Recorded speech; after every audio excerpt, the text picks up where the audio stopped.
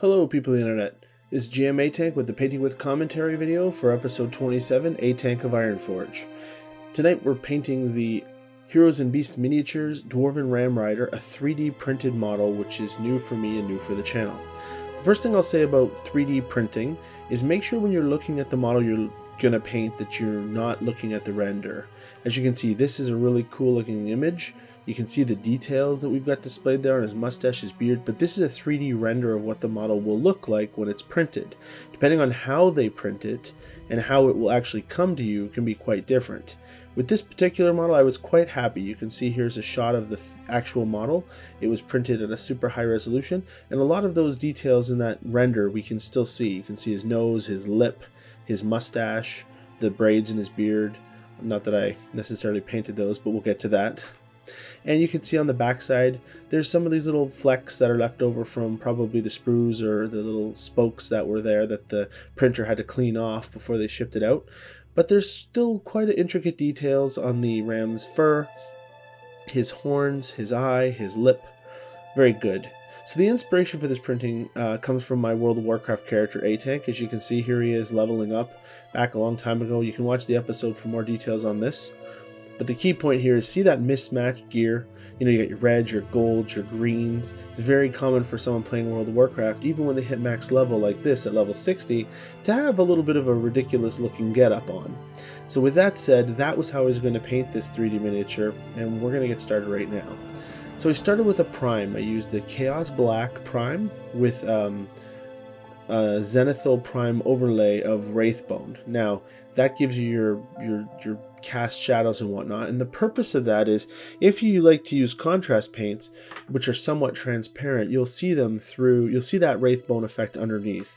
Now even though I watered my paints down quite a bit, I didn't really get the benefit of the Zenithal priming, other than it did highlight a lot of teeny little areas on the model that might have been lost if he was primed straight black or straight white. So some people take advantage of that gradient underneath a transparent color when they Zenithal model. I just used it to find little details that otherwise my eye might not have seen in my old age.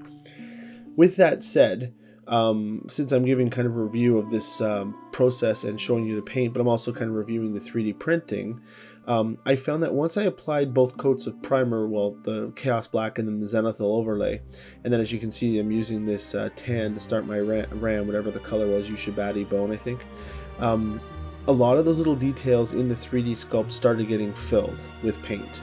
And even though I really thinned my paints well and I put them on lightly into multiple coats, I started losing some of the things I was hoping to take advantage of.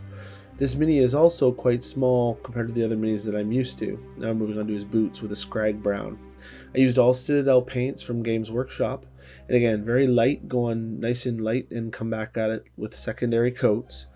But I found that, yeah, some of the subtle details were completely unattainable, mostly with the fur. Maybe because of the size. As you can see, I'm using a cork with the blue tack to hold it. I normally don't do that, I'll hold it in my hand.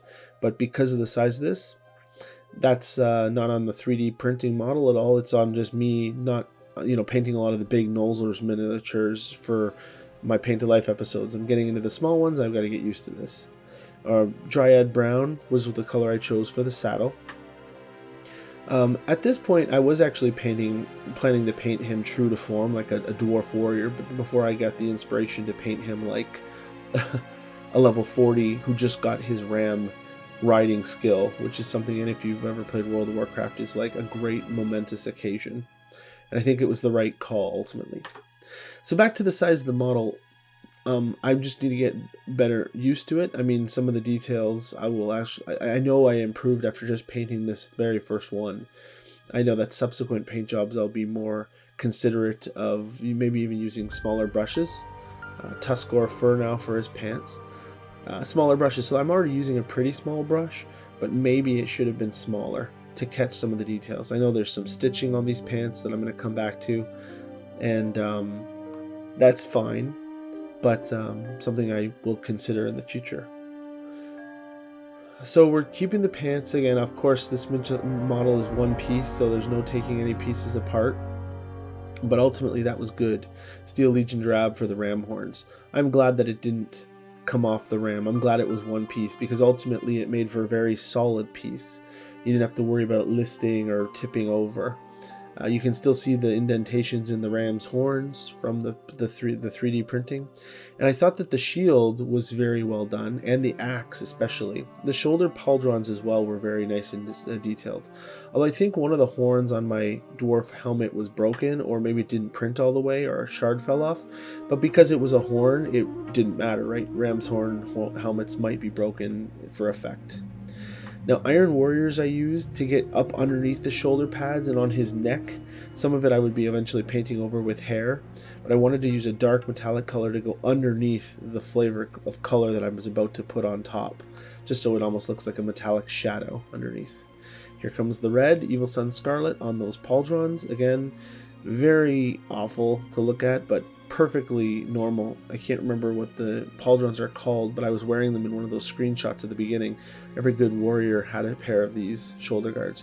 And while these aren't modeled with the spikes, they are modeled with the little rivets.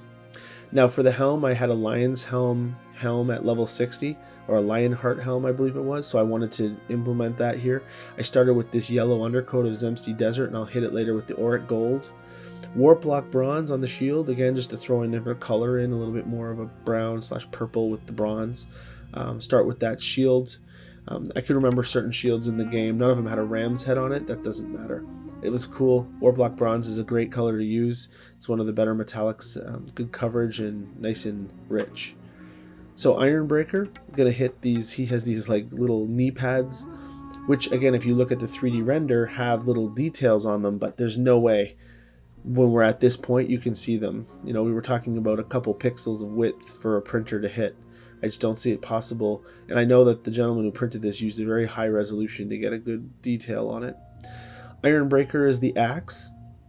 This is just, you know, your default kind of iron looking color, but I'm not going to leave it like that. Although I don't show in the video, I'm going to use an Iron Warriors up the shaft, a little bit of blue and a little bit of purple on the tip to make some kind of like shaman thunder axe that I would have been using. Squig Orange. Now this is a nice darker orange to start his beard. A-Tank had a brown orange hair. It was never the fiery orange, but it wasn't fully brown either. So I'm going to use Squig Orange to start, and I'm going to put a couple other layers of brown as stripes. And ultimately, the 3D render and the up-close visual I showed you earlier, he has a nose and a mustache and a tiny little mouth, and then some braids and beads. But I saw his chin as a tongue, and I thought that looks so cool. He's got this big wide open mouth, which we're going to get to, with little teeth on him and stuff. We'll get there. So again, now Calibite Green. This is a beautiful color. It's like a nice blue green. Even though this these gloves or these gauntlets had slats on them, I thought let's two-tone it. So we'll start with like a blue-green and use a bronzy gold on top to, or it was a coppery on top to get a red to kind of connect it with the shoulder pads. So Screaming Skull, this is just a layer, again, trying to layer up the ram to build it up slowly, completely obscures the little details that were in the ram to begin with. If I had painted the ram only with, say, a contrast paint or something very watery like an ink, maybe they would have shone through, but with solid paints, they're purely opaque. You can't see them. So Cadian Flesh Toe with a little teeny brush. Get the cheeks, get the ears, get the nose, get on your beard. You'll touch it up later, that's okay. Or in this case, now we're Longbeard Gray, dry brushing on this.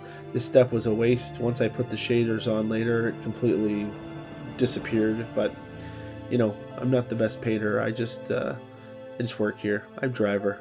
Sigmarite Dry, this was cool. I still love that. It's my favorite dry color. They have a gold one, Griffin Gold or whatever. This Sigmarite is so much cooler. It's so much easier to use. It's just better. Now I couldn't clean off all those little dots that were on the ram's head, unfortunately. I didn't want to risk cracking the resin by pushing too hard or using a knife. So they're there still, but once it's all done, you can barely see them. Agrax Earthshade on the ram makes him very muddy and dirty and not quite the effect I was looking for. I'm putting some on the horns too, but it worked okay. We have, you know, a dirty ass ram. It was kind of a white and brown in my mind, but the layered effect kind of got washed out, and of course, as I said, that Longbeard gray dry brush is gone. So now I'm putting the Auric Armor Gold onto his yellow helmet. Again, I find, especially in my Gold Dragon episode, the Auric Armor Gold is pretty much, it's beautiful gold, but it's almost transparent in color when you put it down. So undercoat it with some kind of yellow first, and then it goes on in one coat, no problem. Screaming Bell, it's a beautiful copper color that they have in the Citadel line. Again, I'm putting them on as details on his gauntlets with that Calibite green. Looks like some awesome green from the game that you rolled need on, even though it had stupid stats because it gave you an armor upgrade or whatever. That's great. So again, touching up those gauntlets with some of that copper color. And Rhinox hide. There were some straps on the rhino. Jeez. There were some straps on the ram, which I really liked. I didn't want them all the same color, so I did 2 Rhinox hide, and one another color. The one that A-Tank is holding is a different color than the strap that holds the saddle on. I also like that the ram is really thick. It looks really fat. It almost looks like a pork sausage. I don't know if rams are really that big. I don't care. I mean, it just implies fur. XV88 was the color I did for the bridle. I don't know. The bulk implies fur or fat. It doesn't matter. They're dwarves. Should be chunky. They're thick. So Iron Warriors, these little teeny tassels on the shoulders had some detail. I couldn't really bring it out, but in the in the game, those in the red shoulder pads, they were horns. So I just painted them Iron Warriors to have them look almost like buttons, and that was good. Oh, cats are gonna fight upstairs. Wonder if we'll hear it in the video. Pallid Witch Flesh. This is another layer on top. I've already put on the Agrax Earthshade, so now this is just some more near the top to be lighter, so that his belly stays dirty and his top stays white without going to full white, right? So that's just build up. It worked out okay. You can see I'll have to come back for his rear hooves later because they're stuck in that blue, but that's no problem. And then onto the base, Praxetti White dry brush. I had to do this multiple times because on that black primer it looks very gray. But then I also used the technical paint from Citadel Valhalla Blizzard, which brought a lot more white to it and snowy texture. I put a stone on, which I used super glue I used a hot glue gun to glue a stone on, which was good. And also, I found it was kind of tippy. I really cranked the ram up like he was bucking, so I used a Canadian nickel and I hot glued it to the base. This just gives it added extra weight so that once it's sitting on the table, it won't tip over. And there it was, A-Tank of Ironforge. You can see here, as I told you, where his chin was, I turned it into his tongue, made some black around it with some teeth to kind of give you the impression that he's like roaring. And although I'm sure it wasn't what the sculptor expected, I think it turned out quite well. Very comical, very cartoony, like the World of Warcraft art design. There's the ram. Again, a little pink on his nose there. All in all, the whole thing looks very cartoony, almost like the World of Warcraft lore and art itself. It's got his ass there. The ram's ass looks like a bit of a sheep, which was really good. The Sigmarite put some copper on it on the shield as well, as you can see up close. The details on that axe with the two-tone silvers, the blue and the purple, just to look like a magical item that he was using. His boots, I think there's some snakebite contrast leather on those boots as well, which I'll include in the video. And there he is from the side. Again, very happy with the finished product and the sculpts. Go to Heroes and Beast Miniatures, the link is below, and check them out. Get some either STL files to print for yourself, or have some printed and purchased right from his Etsy store to ship to you worldwide.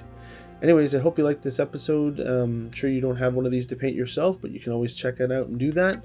Otherwise, thank you very much for watching me paint my first 3D printed model, and I will see you guys later.